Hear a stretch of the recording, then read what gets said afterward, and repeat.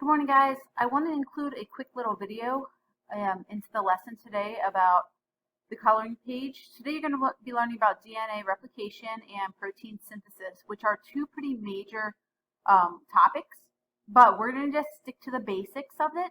So as long as you understand the basics behind it, you should be good, okay? Let me walk you through a little bit of DNA replication. Okay, so in order to grow, you need to have more cells.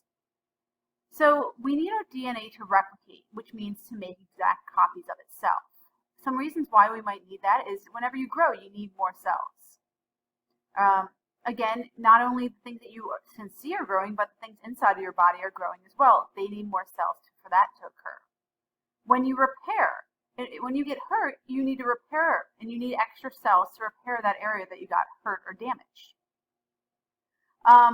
Again, growth, some growth that you think of, your hair or your fingernails are always growing. Constant need for extra cells, constant need for DNA replication, and the last reason to really need DNA replication is for reproduction. All right, so how does your DNA reproduce? It's a pretty amazing but simple process. All right, we start with one strand of DNA, and an enzyme comes through and unlocks the center of the base pairing. It breaks those hydrogen bonds that are in the middle of the base pairs, the A, G, C's, and T's. Whenever that happens, free-floating nitrogen bases that you have in your body, usually due to the food that you have eaten, come in and they match up following the base pair rules.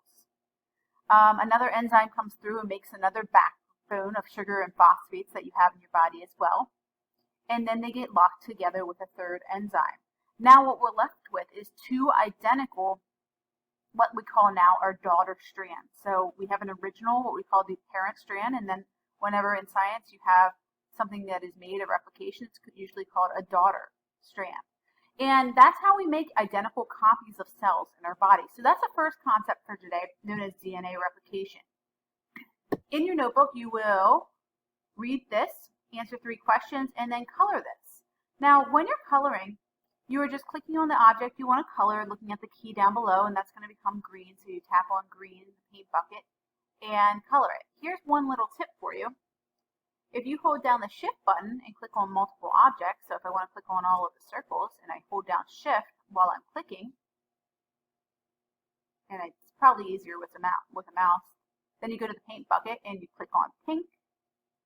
All of them will be filled in at once. So there's a little tip for you. All right, DNA replication. It's a process of making more copies of DNA in a cell. All right, the next coloring page that you're going to look at is protein synthesis, which is a little bit more complicated. And this is how the message of DNA gets made into a protein.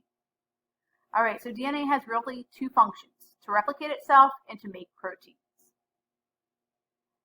So what are proteins? Proteins are basic building blocks in your body, and it has so many different uses. It can be used for cell structure. It can be used as enzymes. It can be used as proteins in the bone.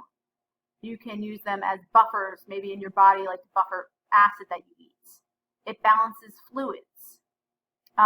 It's used in the transportation system. It's used for nutrients, all right? So we need these proteins, and everything has a different protein. Like the fingernails that we have a different protein than the hairs in our head. And your eyeball, there's protein in your eyeballs. It has a different code than, let's say, the end of your nose, all right? So there's all these different proteins that need to be made, and thankfully we have this big recipe book stored in our nucleus, and that's your DNA. These are the recipes how to make every single protein in your body. But unfortunately that DNA is too big to leave this nucleus. So you're going to figure out the journey that it goes from DNA into this new strand called RNA, and you're going to read about the differences, and then it will be made into proteins. So here I'll show you a quick little animation on this one. All right, let me show you protein synthesis. What happens is a strand of DNA breaks apart, and what is made in this red strand is called RNA. It's a very short, small molecule, and it will figure out the code of your DNA. And you'll see one difference, that they have U's, all right, instead of T's, and that's how your body can tell the difference between RNA and DNA. Now this RNA, it takes a little message of what it needs, so maybe it just got a message for how to make more fingernails. All right, and then it goes into a ribosome, and then in groups of 3 called codons, it will code for an amino acid. And these amino acids come together and they string together, coding in groups of 3. So all of these amino acids come together. And then finally, what will be made in the end is a protein. It'll be a very specific protein. And that specific protein will code for whatever your body needs. All right, so some people think of this as a conveyor belt, like a factory. All right, that's really what it is. Your body is one protein making factory, and guess who the boss is? It's your DNA. Your DNA tells your whole body how to make these proteins that you need in your body. All right, that is it, guys. Good luck on the coloring page. See you later.